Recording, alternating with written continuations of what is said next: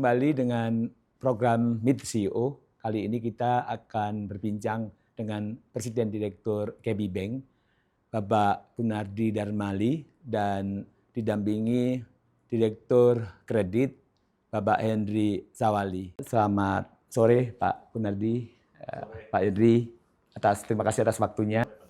Ya, kita ngobrol santai Pak, terkait dengan perkembangan industri di finansial, digital, kemudian juga yang menarik terkait dengan perkembangan perbankan ke depan.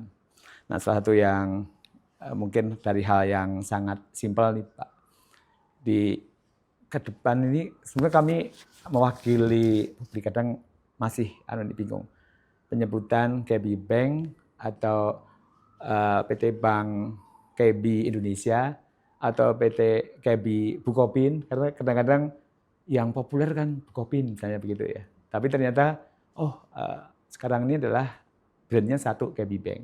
Nah sebenarnya dari semua penyebutan ini yang pasti yang mana nih? Ya, jadi makasih Pak Jono atas waktunya.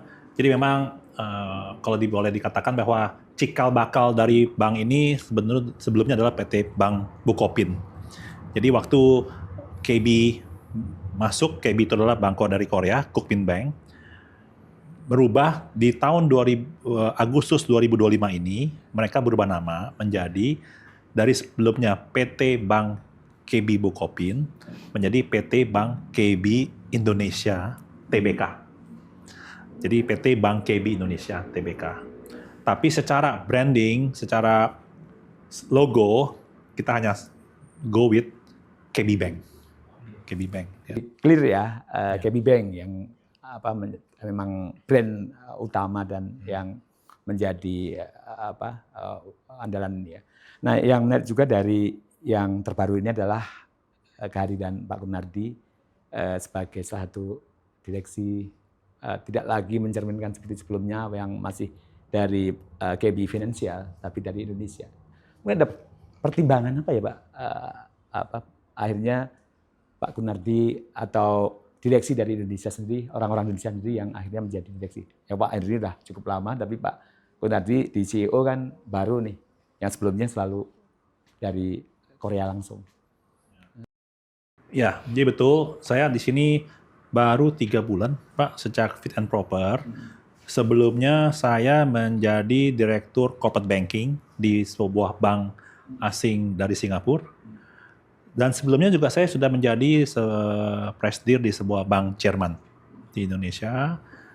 Dan lamanya saya di sebuah bank Amerika, 18 tahun. Jadi selama perjalanan saya selalu menekuni perbankan ini dari sisi customer facing dan sebagainya. Dan kesempatan ini saya pikir menjadi kesempatan baik untuk saya menakodai sebuah bank, PT Bank KB ini, di mana kita tahu bahwa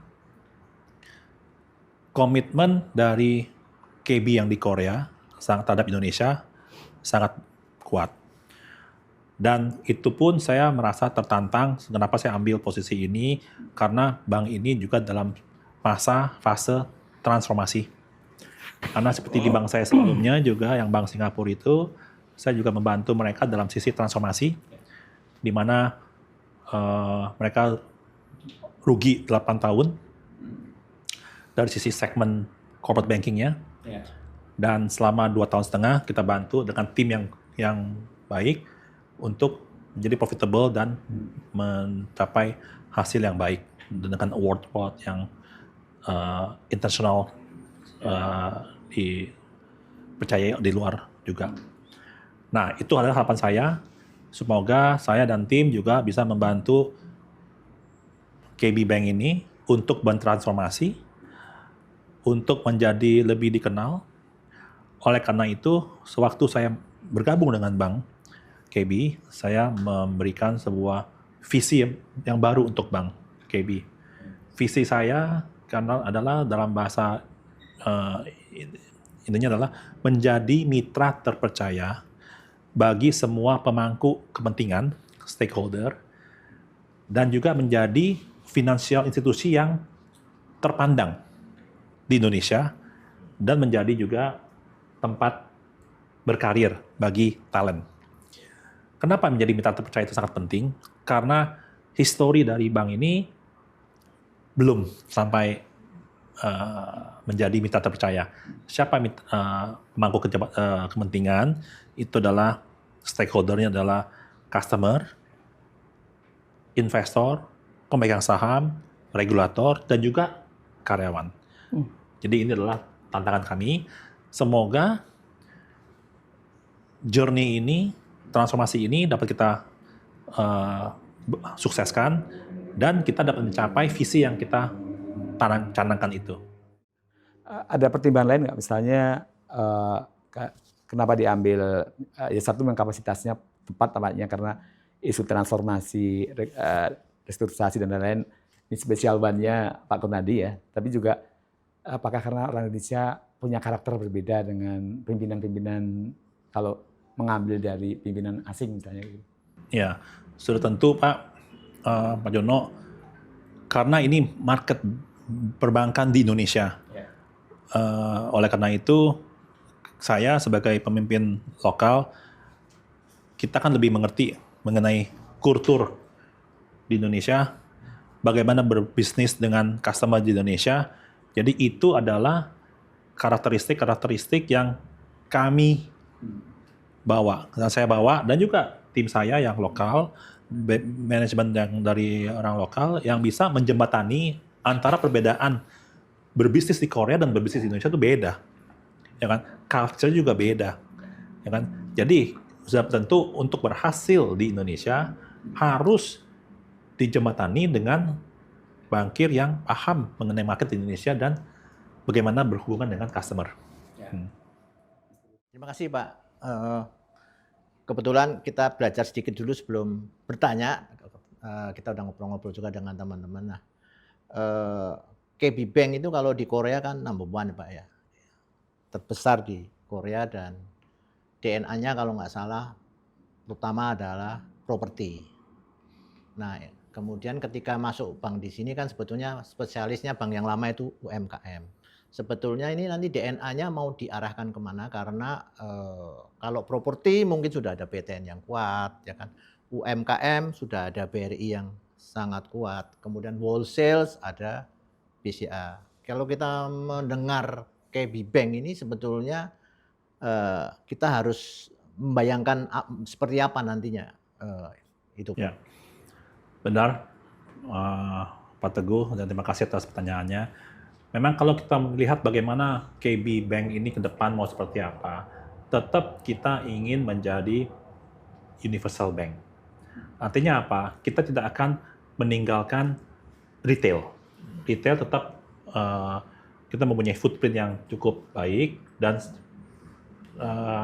boleh saya akui Pak, semenjak saya masuk ke sini, saya menyadari bahwa produk offering-nya kita itu cukup luas, end to end. Karena kan dulunya kan Bukopin, ya, dari mini ATM untuk membantu nasabah-nasabah kita yang di daerah yang remote, ya kan, EDC yang semuanya sudah sangat biasa. Tapi ke depan kita juga mau menguatkan sisi dari wholesale-nya, sisi korporasinya, ya kan, di mana kita ingin memfokuskan aset-aset loan portfolio kita di perusahaan-perusahaan yang besar yang quality kreditnya bagus. Seperti yang kita ketahui, masalah yang membebankan bank ini di masa lampau adalah NPL yang tinggi. Ya, NPL yang tinggi. Oleh karena itu, kita ingin meningkatkan loan portfolio yang baik, yang sehat, meningkatkan recovery dari NPL tersebut supaya NPL-nya juga turun. Tapi ke depan wholesale bank ini kita akan terus tingkatkan dan dari wholesale bank ini menjadi basis untuk kita merefer dan cross-sell ke retail. Jadi misalkan kita memberikan financing ke sebuah perusahaan yang besar, kita juga melihat ekosistemnya seperti apa, karyawannya seperti apa. Karena karyawannya ini kan merupakan target market dari retail. Misalkan kita memberikan financing ke department store atau toko-toko di Indonesia, kita bisa juga masuk EDC kita sana. Supplier kita juga tap. Jadi kita melihat ekosistem ini. Memang tidak dipungkiri, dunia perbankan ini makin hari juga makin tidak mudah. Kompetisi yang banyak, ya kan, banyak regulasi dan sebagainya. Jadi kita harus terus berkarya, meredam NPL yang baru, serta meningkatkan aset yang baik dan juga fee-based income. Makanya fee-based ini sangat penting. Saya selalu bicara ke tim bahwa fee-based itu yang membedakan antara kita make profit atau tidak. Seperti itu. Artinya sebetulnya KB Bank ini akan totally berubah dari awalnya, karena kalau lihat bankersnya aja dari bank asing, ada dari CIMB Niaga yang jelas-jelas bukan UMKM base, Pak. Jadi lebih ke komersial bank lah.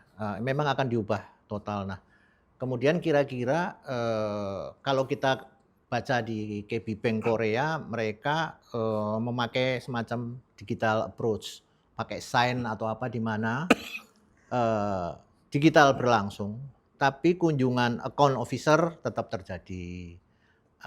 Gabungan dari digital, nggak semata-mata digital, pokoknya dikasih pinjaman, enter selesai, tapi ada semacam mix lah antara pinjaman digital dan ini gimana Pak kira-kira, karena kalau kita lihat kantor-kantor cabangnya di berbagai daerah, kita lihat juga dulu ada di sini, sekarang nggak ada. Artinya mungkin secara profitnya dulunya sudah nggak menarik sehingga ditutup.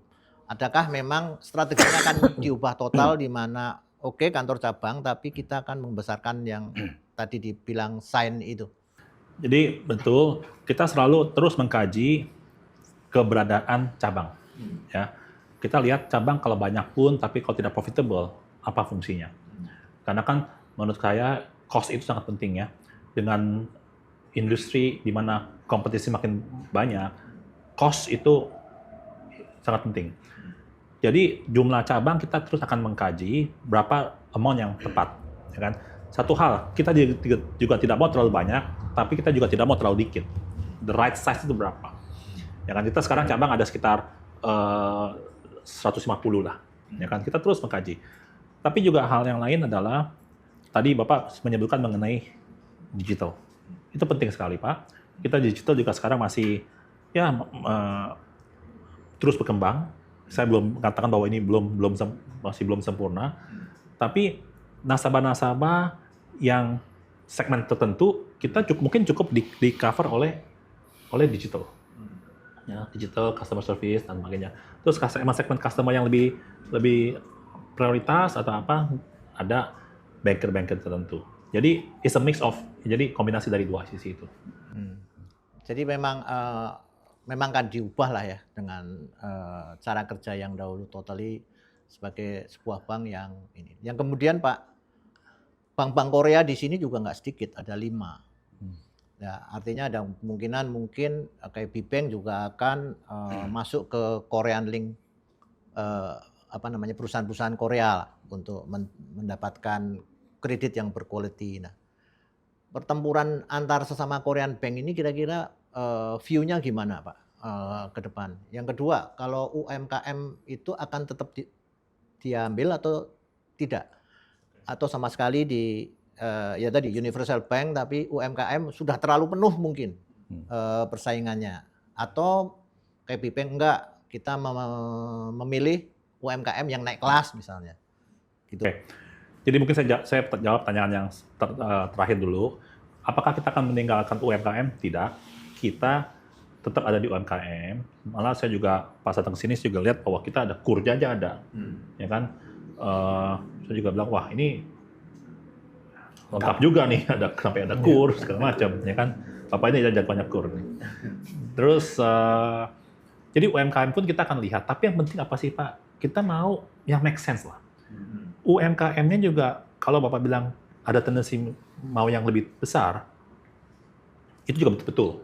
Kita akan melihat UMKM yang lebih besar, SME yang lebih besar.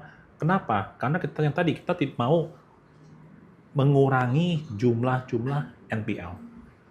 Ya. Jadi kita tetap mau melihat itu, tapi juga tidak hanya memberikan financing, kita memberikan juga ada cross selling juga. apakah account-nya ada di kita, fee base-nya juga ada di kita. Jadi tidak hanya kasih loan murah terus pulang tidur, tidak. Jadi kita kasih, terus kita lihat juga apalagi yang bisa kasih kita ke retailnya, ke karyawannya, itu yang satu. Nah untuk yang Korean Link, ini sudah tentu karena kita adalah Bank Korea yang di Indonesia, salah satu strength kita adalah bagaimana kita memberikan connectivity antara Korea dan Indonesia. Bagaimana company-company di Korea itu yang mau berinvestasi di Indonesia bisa kita bantu, ya kan? Salah satu misalkan kita kemarin memberikan financing ke sebuah company PT Intiland, ya kan, dengan industrial estate, ya kan. Jadi kalau nanti ada perusahaan Korea mau masuk, kita bisa memberikan referral. Nah, kompetisi di bidang segmen ini pun saya rasa ke depan pasti akan semakin intens juga, karena bank-bank Korea yang ada di Indonesia pun juga mentargetkan segmen yang sama. Ya kan? Artinya apa? Kita harus berinovasi. Tidak hanya memberikan financing dengan bunga atau dengan bunga yang murah, tapi kita juga memberikan added value. Ya kan? Added value misalkan dalam sisi cash management-nya atau dari sisi advisory-nya. Misalkan mereka mau di sini, kita bisa memberikan input mengenai mungkin regulasinya seperti ini. Misalkan dari Koreanya kita hubungkan dengan BKPM-nya dan sebagainya. Seperti itu Pak, adalah value added-nya ini yang kita juga ingin terus kembangkan. Praktek-praktek foreign banks kayaknya juga mulai akan diterapkan ya, konsultan terus wealth management yang dulu mungkin nggak terlalu banyak di bank lamanya. Jadi akan berubah total dari sisi pelayanan, artinya pertempurannya KB Bank ini akan sangat berbeda dengan zaman dahulunya ya. Ya, ini menarik, tapi kita break sebentar untuk yang ini. Ya. Kembali dengan Pak Gunardi dan Pak Henry. Jadi ada banyak hal yang menarik sebenarnya yang kita bisa petik dari beberapa bincang-bincang hari ini. Nah, tadi terakhir kita membahas soal apa sih niche-nya yang ke depan. Dan ini yang menurut saya sudah banyak dibuka. Memang bank yang dulunya Bukopin ini beda dengan KB Bank yang ke depan kayak gitu. Nah, mungkin lebih spesifik lagi Pak, karena ke depan ini persaingan sudah sangat ketat, apalagi ini di level bank menengah ke atas, yang memang betul semua layanan ada, tapi di era digital, digitalisasi yang makin masif gitu ya, kira-kira tawaran-tawaran atau kelebihan-kelebihan apa yang hanya ada di KB Bank misalnya begitu, mungkin di bank lain nggak ada atau belum menonjol. Ya, mungkin kalau dikatakan bahwa apa yang ada di KB Bank dan di bank lain nggak ada, mungkin enggak lah ya. Karena kan hampir semua bank ini menurut saya adalah seperti komoditas lah. Hampir semua ada. Memang ada beberapa bank yang tidak ada. Misalkan tidak sebanyak bank yang mempunyai mini ATM. Yang punya mini ATM mungkin hanya kita, ya bank pemerintah, satu bank pemerintah dan yang lain. Ini adalah menjadi satu added value kita, di mana kita bisa berbeda dengan bank lain, dan itu pun juga saya sudah sarankan ke tim untuk terus dikembangkan, ya kan, karena tidak semua bank ada. Dan yang mungkin yang kita lihat bahwa apa yang menjadi value add dari KB Bank ini adalah yaitu kita mempunyai produk yang lumayan lengkap, end to end, dari retail ya, misalkan ada pension loan, ada mortgage, ada EDC, ada mini ATM tadi, dan yang lain-lain. Sedangkan bank saya sebelumnya tidak ada itu, tidak lengkap, kan? Dan dari sisi wholesale kita juga mempunyai banyak ragam offering, ya, dari sisi modal kerja, modal investasi, project financing dan sebagainya. Kita juga saya belum bisa menginfokan ada satu deal yang besar yang harusnya akhir bulan udah tahu, ya kan? Ini lebih ke infrastruktur, project financing untuk membantu transportasi di Indonesia. Jadi kita juga berpartisipasi di deal sana. Tapi yang saya infokan juga ke tim adalah kita juga ingin menjadi leader. Ingin menjadi leader kalau misalkan dalam sisi loan sindikasi. Kalau dulu hanya ikut-ikut orang, ikut-ikut bank lain, tapi kita juga mau menjadi leader untuk transaksi yang besar. Dan mungkin di 1 bulan sampai 2 bulan ke depan, Bapak mungkin akan mendengar ada beberapa deal yang kita kerjakan di mana kita menjadi leader. Oke. Ya. Jadi korporasi ke depan termasuk menjadi target yang cukup besar ya, termasuk kredit korporasi. Oke, Pak. Sebagai bankers, Pak, sebetulnya kalau zaman dahulu itu ada istilah nasabah kecil sama besar sama-sama repotnya. Lebih baik saya mengasih kredit ke ngurus kredit-kredit yang besar karena repotnya itu akan sama, orangnya juga akan sama banyaknya. Dengan digital sekarang kan sudah kita lihat berbeda ya kondisinya, di mana dengan teknik digital tertentu yang dulu repot sekarang tidak begitu. Nah, dari point of view KB Bank itu kira-kira gimana, Pak ya? Iya, kita sih mengatakan bahwa tetap semua bank itu kan ada segmentasinya. Ya kan, misalkan di retail ada priority banking, ada retail banking dan sebagainya. Tapi apakah kita tetap semua segmen kita akan service sama, Pak?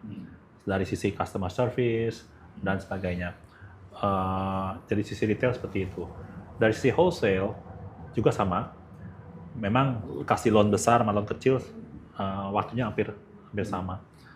Tapi kita juga tetap, bukan berarti kita meninggalkan satu segmen, kita hanya fokus ke segmen yang lain. Karena kadang-kadang juga ini dengan ada di beberapa segmen itu adalah menjadi sebuah diversifikasi juga. Diversifikasi. Jadi tidak hanya yang mana lebih efisien secara resources dan sebagainya. Kita tetap ada di semua lini. Satu, kedua untuk mendiversifikasi. Ketiga juga untuk, karena yang segmen yang kecil ini pun kita juga lihat bahwa ke depan bisa jadi besar, gitu kan? Jadi itu adalah yang kita harapkan juga. Karena kalau kita berbisnis dengan mereka waktu mereka kecil, waktu mereka besar, mereka akan pasti lebih ikat sama kita, seperti itu. Baik, Pak. Tadi beberapa kali disebut tentang NPL, Pak. Sebetulnya kondisi kualitas aset dari KB Bank ini sekarang bagaimana? Kalau dahulu yang kita tahu sebuah bank NPL-nya melonjak, kemudian dikasih ke BPPN, terus modalnya dinaikkan. Kita tahu juga KB Bank juga sebetulnya sudah menaikkan modal. Nah, kira-kira nasib NPL itu akan turun karena injeksi modal atau bagaimana? Dan kita lihat sekalian juga pertanyaannya adalah dalam triwulan pertama, kedua, ketiga, KB Bank sudah menunjukkan profitability yang bagus. Nah, kira-kira tahun depan akan tercapai growth berapa kalau nggak boleh angkanya? Ya, terima kasih ya Pak. Ya, pada dasarnya kalau memang di tempat kita ini NPL itu kita urus secara bertahap. Jadi memang NPL kita ini merupakan satu kontribusi yang dari periode-periode sebelumnya. Ya, jadi di dalam penyelesaian NPL itu tentunya beberapa strategi juga banyak kita lakukan untuk bisa menurunkan NPL ataupun dilakukan penjualan-penjualan selain koleksi secara generik ya Pak ya. Jadi kita juga secara fokus kita melakukan strateginya, satu tentunya adalah koleksi atau collection yang kita lakukan secara intensif. Kita ada memiliki tim special asset sendiri yang benar-benar melakukan collection untuk akun-akun yang bermasalah ataupun yang tidak produktif. Jadi strategi kita dilakukan collection tentunya dengan negosiasi, dengan dilakukan langkah-langkah kalau memang sampai ke ranah hukum, tentunya kalau kita dipaksa ke ranah hukum ya tentunya bisa juga sampai ke ranah hukum.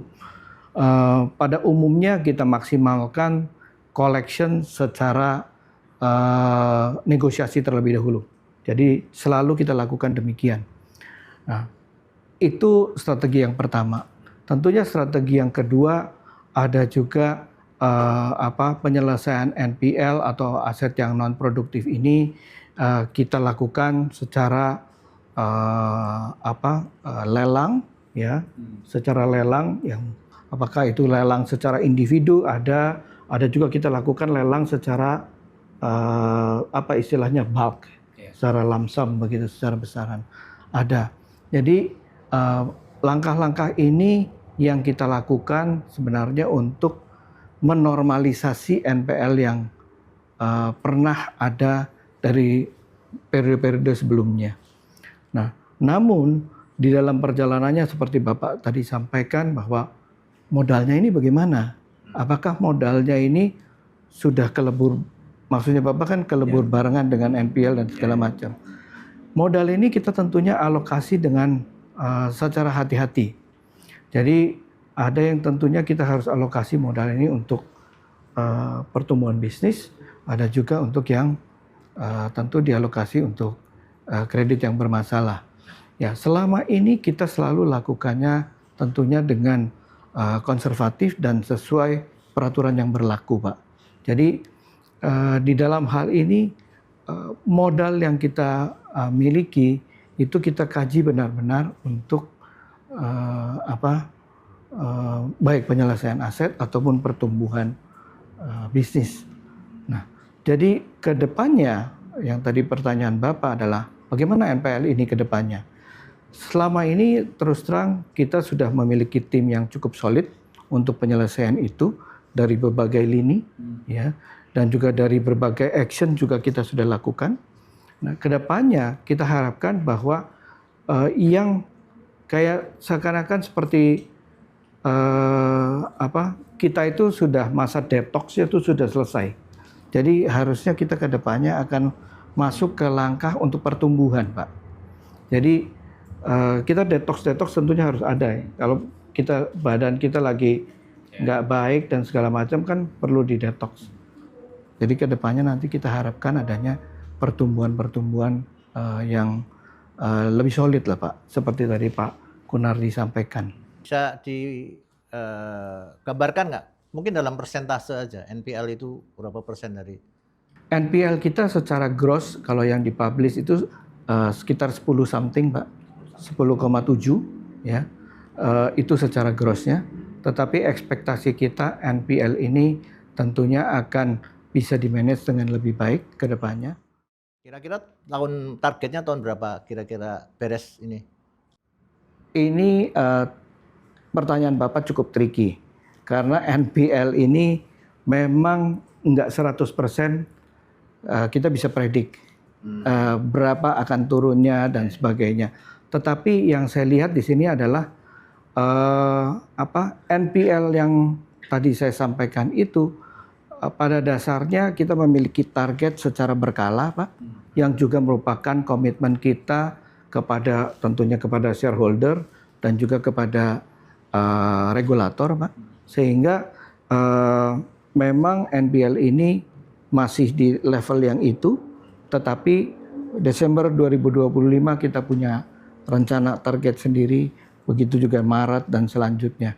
Dan tentunya ekspektasi kita di 2026 NPL ini bisa menunjukkan atau merupakan satu angka yang favorable buat sebuah bank di mata publik juga. Angka bottom line-nya untuk laba bersih di 2025 kira-kira berapa, Pak? Kalau boleh, atau kira-kira growth-nya aja kalau nggak ada angkanya. Angka bottom line dari NPL kita dari atau laba bersih? Dari laba bersih mungkin Pak Kun lebih paham kali Pak Kun. Ya, target yang akan kita masukkan 300 kali ya, Pak. 288 lah Pak ya, kira-kira ya Pak. 100 miliar. Jadi NPL ada tapi tetap di manage lah. Di sisi lain KB Bank memang akan action untuk sebagai wholesale bank lah. Istilahnya kan begitu, Pak. Jadi ada dua pekerjaan yang sekarang besar. Nah, kalau KB Bank di Korea itu number one, target Bapak kira-kira untuk KB Bank di Indonesia ini akan menjadi di angka berapa? Jadi mungkin sebelum saya jawab pertanyaan itu, Pak, mungkin saya ingin menambahkan tadi penjelasan dari Pak Hendry. Ya, memang dengan sekarang OJK juga ada rencana untuk menghilangkan KBM 1, ya kan, hanya KBM 2. Itu artinya apa sih? Artinya adalah itu adalah sebuah himbauan secara tersirat, ya kan, bahwa bank itu harus mempunyai modal yang kuat. Jadi untuk KB, untuk Bank KB Indonesia, ke depan, karena dengan tadi NPL yang Pak Henry katakan masih lumayan tinggi, di atas normal industri, di 10% tadi kan, saya secara pribadi juga beropini bahwa memang Bank KB ini harus mendapatkan suntikan dana, modal dari pusat, segera. Ya kan? Apakah itu akan terjadi di tahun depan atau 2 tahun lagi, kita lihat. Tapi itu sangat diperlukan supaya bank ini bisa take off. Ya kan? Karena mau tidak mau, salah satu cara untuk membersihkan NPL itu, NPL yang sudah legacy ini, itu adalah dengan penyuntikan modal. Ya, atau Pak Henry apakah pendapatnya seperti itu? Tapi saya berpendapat bahwa itu harus terjadi. Ya, jadi kita tunggu dari arahan dari pusat. Nah, untuk menjawab pertanyaan Bapak yang tadi, tujuan kami itu ke mana sih, Bang apa? Memang sekarang Pak di sini kita ini sekarang di Indonesia bank kita masih kecil, ya masih belum begitu dikenal lah, ya kan? Kalau saya bilang KB, apa ini apa nih gitu ya. Oleh karena itulah makanya dengan tujuan kami adalah kita ingin di masa yang tidak terlalu lama ya untuk menjadi top 10 bank di Indonesia.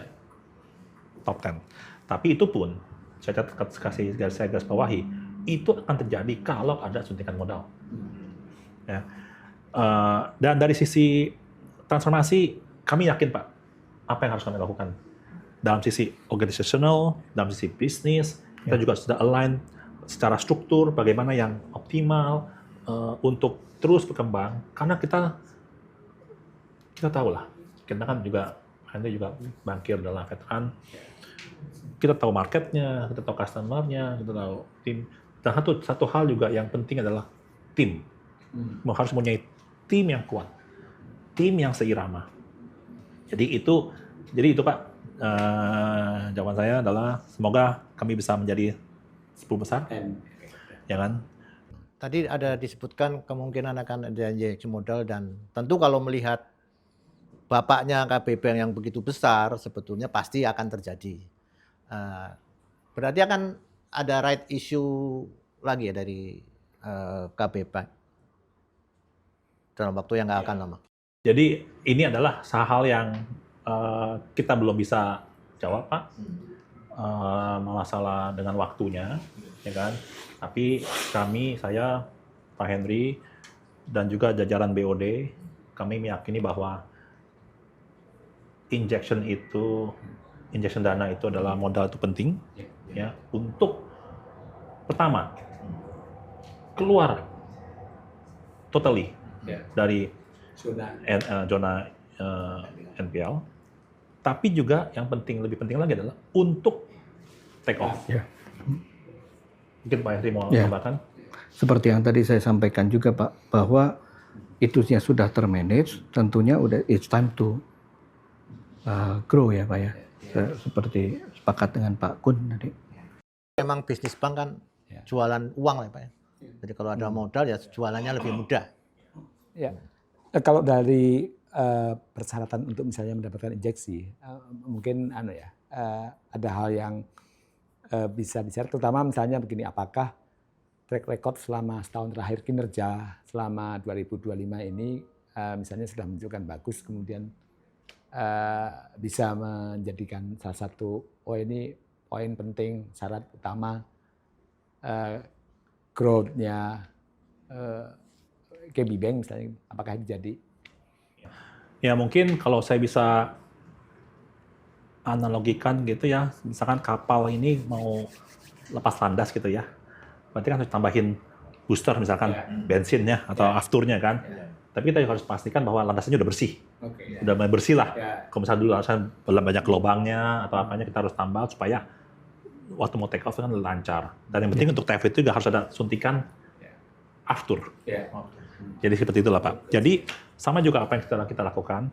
Kita ini sedang berbenah dari sisi struktur, dari sisi governance, dari sisi control, dari sisi cost, dari sisi tim, dari sisi business segment, semuanya. Jadi harapan saya adalah seiring dengan waktu, dengan ininya sudah semua diselesaikan, dibereskan supaya lebih align. Semoga itulah adalah waktunya yang harus masuk ya. Dan saya rasa selama saya di sini 3 bulan ini juga sudah banyak beberapa yang saya bereskan dalam sisi struktur, organisasi, nasabah, governance, mungkin dibereskan dan juga memberikan arahan supaya tim juga terus bergerak karena ini selalu in progress, work in progress. Dan saya bersama dengan tim ya Pak ya, karena ini bukan saya sendiri juga, karena nggak bisa, bank itu harus teamwork ya, teamwork. Jadi kita ingin memastikan semuanya ini sudah align. Menarik sih, bagaimana menyiapkan landasan untuk terbang, dan itu kita akan bahas di sesi terakhir nanti. Terima kasih Pak. Saya lanjutkan yang tadi ada disebut NPL. Nah, komposisinya itu bagaimana sih sebetulnya NPL-nya itu perusahaan besar atau UMKM yang mostly terjadi kemudian ketika masa-masa krisis di COVID gitu. Bisa dijelaskan? Thank you Pak. Ya pada dasarnya kalau NPL ini memang tidak merujuk kepada satu segmen khusus ya Pak ya. Jadi satu segmen khusus yang memiliki mayoritas. Tetapi kalau mayoritas hanya disebabkan karena size-nya. Karena perusahaannya besar ya otomatis karena plafon atau limitnya besar sehingga ya jadinya seperti seakan-akan itu mengambil mayoritas porsi. Tetapi secara number of debitur dan sebagainya pada dasarnya kontribusi dari setiap segmen tentunya ada. Nah, ya tentunya yang apabila di setiap segmen ada, tentunya ya kita coba selesaikannya berdasarkan karakter dari setiap segmennya. Sehingga NPL ini kita coba untuk bisa manage dalam arti menurunkan ya dengan lebih baik lagi. Karena paling tidak kita tahu kalau corporate atau perusahaan yang besar tentunya kita pakai strateginya A misalnya. Yang untuk yang skala medium tentunya pakai yang B. Sehingga kita mengimplementasikan strategi berdasarkan size-nya. Kira-kira demikian Pak. Jadi secara singkat mungkin saya bisa simpulkan mayoritas perusahaan besar lah. Secara amount bisa besar. Oke. Ya kemudian begini Pak, ada secara umum aja sekarang bank-bank kan sebetulnya liquidity-nya ada. Dana pihak ketiga total di market itu sekarang 9.500 triliun. Sebetulnya ada. Nah, sebagai bankers khususnya di kredit ini sebetulnya apa yang terjadi sih Pak? Sebetulnya outstanding untuk loan itu ada, tapi banyak nasabah yang tidak mau karena memang situasinya lagi nggak jelas sehingga mereka tidak mengambil kreditnya. Atau sebetulnya pengalaman KB Bank bagaimana soal kredit ini? Apakah benar kita ini kering liquidity sehingga perlu diinjeksi uang lagi, atau sebetulnya cukup over liquidity tapi ya kreditornya atau nasabahnya yang nggak ada, yang nggak mau, minatnya masih rendah gitu. Ya, mungkin kalau pendapat saya pribadi lebih ke arah market di Indonesia ini kan cukup unik. Karena market di Indonesia ini kan terdiri dari segmen yang segmennya juga beragam. Sehingga kita juga memang perlu melihat secara keseluruhan. Bahwa pada dasarnya kalau saya lihat secara keseluruhan di market di Indonesia ini ada yang bagus, ada juga yang ada segmen yang baik, ada segmennya juga yang memang kurang baik. Baik yang secara horizontal, industry base, ataupun yang secara vertikal. Nah, utilisasi ini mungkin belum efisien sekali, sehingga di perputaran yang ada ini belum terlalu efisien. Sehingga kalau menurut saya dengan belum terlalu efisiennya ini, maka dan juga terhadap segmentasi yang horizontal dan vertikal tadi, tentunya akan membuat pertumbuhan dari kredit kita secara yang di pasar. Di samping memang mungkin secara ekonomik, global ekonomik itu juga slowing down. Ya tentunya ini juga menjadi satu bukan kendala ya, tetapi lebih ke arah sebagai satu fenomena di mana mungkin perbankan, dunia perbankan dan juga para debiturnya sendiri, Pak, belajar untuk menjadi lebih konservatif sendiri. Kalau mereka belong to a certain industry yang memang lagi enggak ini, otomatis mereka akan ngerem kan. Kalau debitur-debitur yang baik ya, dalam arti ya. Mungkin saya sederhanakan pertanyaannya, Pak. Bapak sebagai banker kan detak jantungnya itu kerasa ini growth atau enggak, minat untuk kredit atau turun atau stagnan. Kalau Bapak melihat growth-nya ini, minat untuk kreditnya gimana, Pak? Kalau saya lihat dari secara keseluruhan seharusnya minat growth-nya ini tidak setinggi tahun-tahun sebelumnya. Ya kan? Kalau memang secara loan growth, kalau saya nggak keliru, saya mencoba mengkut pertumbuhan kredit itu kan masih di bawah 8% sekarang. Ya single digit. Ya kan? Sebelum-sebelumnya mungkin masih bisa lari di atas masih double digit lah, mungkin 10%, 11%. Tapi kalau sekarang ini pergerakannya mungkin lebih slowing down, Pak ya. Semua ngerem ya, Pak. Ya seperti saya bilang tadi, baik dari sisi debiturnya ataupun dari sisi perbankannya yang mungkin lebih berhati-hati untuk masuk gitu. Mungkin saya tambahkan juga ya. Sekarang ini kita memasuki era yang banyak uncertainty, baik dari sisi geopolitik dan sebagainya. China dengan Jepang lagi tension, kadang-kadang tarif dari Amerika yang bisa kapan saja bisa naik, bisa turun, ya kan. Jadi itu adalah backdropnya tuh the geopolitik globally tidak kondusif. Nah, terus kembali ke dalam negeri. Nah, dalam negeri juga kita melihat bahwa banyak sekali juga berita-berita di mana middle income itu sudah berkurang, ya kan? Ada pemutusan, ada PHK di mana-mana, ya kan? Jadi middle income segmen kelasnya itu makin miskin katanya, makin kurang uangnya. Nah, kalau misalnya begitu artinya apa? Orang mau spending juga ragu-ragu, ya kan? Kalau orang optimismenya tinggi, orang tuh awan cerah segala macam, mereka juga spending lebih positif karena mereka sangat positif dengan karir mereka sangat positif dengan masa depan mereka dan sebagainya. Dan sekarang mungkin ada tendensi di mana orang mulai lebih banyak nabung, makanya dana pihak ketiganya besar. Bagus. Nah, kalau dari sisi itu dari sisi konsumen, dan dari sisi produsen, ya mereka juga melihat, wah, kalau ada seperti ini, mungkin saya awal mau ekspansi pabrik, nambah kapasitas produksi, nanti dulu deh, lihat dulu deh seperti apa. Ya kan?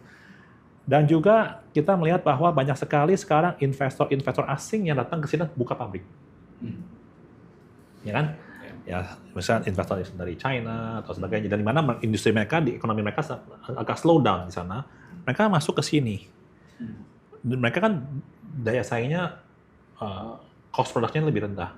Mereka buka di sini, mereka jualan di sini, jualan. Dan itu kan juga mungkin bisa memukul beberapa produsen di Indonesia. Sedangkan mereka ini kan kalau ekspansi pakai uang sendiri, ya kan, likuiditasnya banyak sekali di sana. Jadi itu juga memberikan sebuah faktor. Tapi juga dengan mereka yang ada di situ juga mungkin ada baiknya juga. Kenapa? Karena mereka itu ada exporting deflation. Dengan adanya mereka, produksinya lebih rendah, membantu untuk mengimbangi inflasi kita. di dalam negeri. Nah, jadi it's a mix of two things gitu ya. Tapi memang seperti tadi yang Pak Hendy katakan, memang animo untuk loan growth mungkin lebih soft dari tahun lalu. Sedangkan likuiditas lumayan banyak. Karena itulah ketidakpastian dalam sisi global, geopolitik, ekonomi, dan sebagainya. Mengenai kebutuhan modal, Pak, tadi ada kemungkinan ada right issue. Kalau sukuk bagaimana, Pak, kira-kira? Ada kemungkinan rencana untuk menerbitkan? Mungkin kalau sukuk kita masih dalam penggodokan ya Pak ya. Mungkin kita belum bisa sampaikan pada kesempatan ini. Ya, cuman pada dasarnya kita sebenarnya sukuk itu kita lakukannya juga nggak rutin lakukan. Jadi mungkin itu akan menjadi pertimbangan lah Pak untuk kedepannya. Kalau kita belum bisa. Ratingnya udah dari Pevindo, Pak? Rating dari untuk penerbitan misalnya surat utang kan biasanya harus di rating. Oh itu masih digodok Pak? Masih digodok. Masih digodok Pak, ya. Jadi mungkin Pak Teguh mungkin pertanyaannya sukuk ini bukannya sukuk kita yang kita terbitkan. Bukan yang kita terbitkan. Dilakukan adalah yang itu adalah sukuk yang kita beli. Investasi ya? Ya. Dan dalam hal itu mungkin juga sudah ada di berita yang lain bahwa sukuk itu adalah bukan satu instrumen di mana kita membeli menjadi bagian dari penyelesaian aset yang bermasalah tadi. Bagian dari penyelesaian aset. Yang mungkin Pak Hendy bisa tambahkan. Ya mungkin lebih ke arah sukuk ini memang merupakan satu instrumen yang boleh dibilang simpelnya begini Pak. Konsepnya adalah kita sebenarnya itu kan mau mengganti aset yang non produktif menjadi suatu aset yang produktif. Singkatnya seperti itu. Jadi otomatis kita akan melepas atau menjual aset-aset yang non produktif. Nah, ya kan? Nah, tentu dengan melepas yang tidak produktif itu kan kita menggantinya dari situ dengan aset-aset yang produktif. Nah, ini adalah investasi kita yang aset produk ini kepada perusahaan-perusahaan yang kita anggap produktif. Sehingga dana itu kita pakai untuk investasi ke ya sukuk-sukuk tadi itu yang lebih produktif. In short seperti itu. Jadi sebetulnya bank kan jualan uang ya. Nah, kalau lendingnya susah, ada kredit macet, apakah lebih baik memang dibeli instrumen seperti itu yang memberikan quote unquote kalau di kita orang personal itu kayak passive income yang aman daripada saya kasih ke kreditur belum tentu aman. Memang begitu kan? Ya enggak selalu, tetapi salah satu strategi yang bisa dilihat Pak ya. Saya rasa di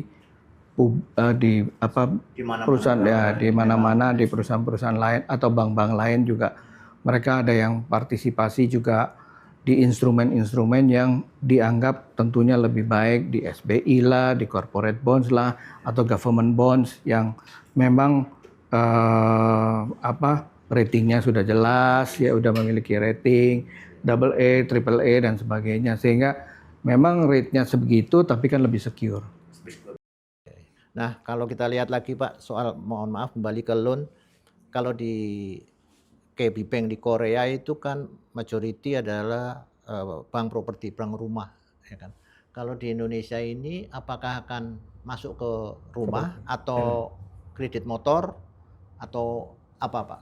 Apakah tetap seperti yang di Korea rumah karena memang DNA-nya KB Bank kan sebetulnya perumahan. Mungkin saya bisa jawab itu Pak. Ya memang walaupun KB Bank di pusat itu lebih banyak di properti, ya kita pun di sini juga ada exposure seperti itu. Ya kan kita KPR adalah salah satu produk yang ditawarkan juga ke retail, ya kan. Dan juga kita pun memberikan financing ke perusahaan-perusahaan properti juga, ya kan. Nah itu satu. Yang kedua, mengenai kedepannya seperti apa, ya kita tetap menganut sistem balance lah dari sisi retail, wholesale dan sebagainya. Mungkin kita lihat adalah komposisinya adalah 55-45, ya kan? Jadi bisa either one gitulah. Itu merupakan saya rasa mix yang cukup baik. Jadi nggak ada misalnya Spesial. kredit khusus motor atau yang tadinya mobil, nggak ada semacam program pengkhususan itu. Kalau yang motor itu saya juga tadi ingin tambahkan adalah kita di sini pun juga kita ada sister company. Jadi KB Financial Group itu bukan hanya bank, ada di KB Sekuritas, ya kan, Valburi namanya. Ada juga KB Insurance, ada KB Multifinance dan sebagainya. Dan yang Multifinance itu juga membantu untuk pengkreditan motor dan sebagainya. Jadi ada 8 sister company, ya kan. Dan kita juga dalam tahap pembentukan PKK, ya kan.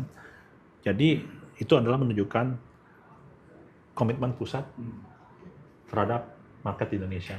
Karena Indonesia itu dicanangkan untuk menjadi market yang menjanjikan di luar Korea. Jadi produknya komplit ya Pak ya. Semacam financial services-nya itu nggak cuma bank tapi ada securities house, insurance, securities, semuanya ada dalam sekali waktu ini. Masuknya ya. Ya, ini Pak terkait mungkin sedikit dengan soal finansial. Jadi kalau tahun ini perkiraan laba ditutup misalnya kan sudah ketahuan nih Desember itu di 288. Oh. Atau 300 atau nyampe tergantung kadang juga tergantung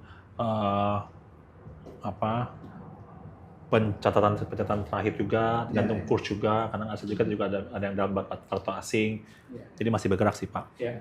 Karena kan semester pertama sudah kelihatan lama, semester kedua juga sudah. Dengan kondisi ekonomi tahun depan yang mungkin tidak banyak berubah itu Pak. Apa yang akan dilakukan oleh KB Bank untuk mungkin semacam akselerasi gitu ya? Ya, jadi kalau saya boleh katakan Pak, mungkin saya ingin juga secara fakta ya. Memang itu profitnya itu kan bottom line.